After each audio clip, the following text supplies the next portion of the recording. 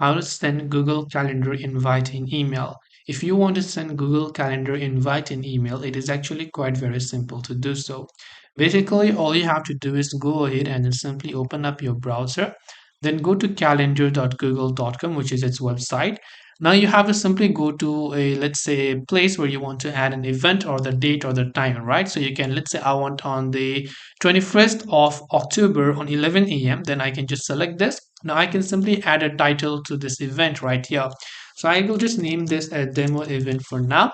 Now here I can customize the time and how long the event is going to last and other descriptions as such. But since we are trying to invite someone, what we will do is we will select this option that says add guest. So click on the add guest option. Now what you really want to do here is just simply enter the email address of the guest that you want to add, and once you've done that, you can actually kind of set the permission of this person. So you can say given permissions here.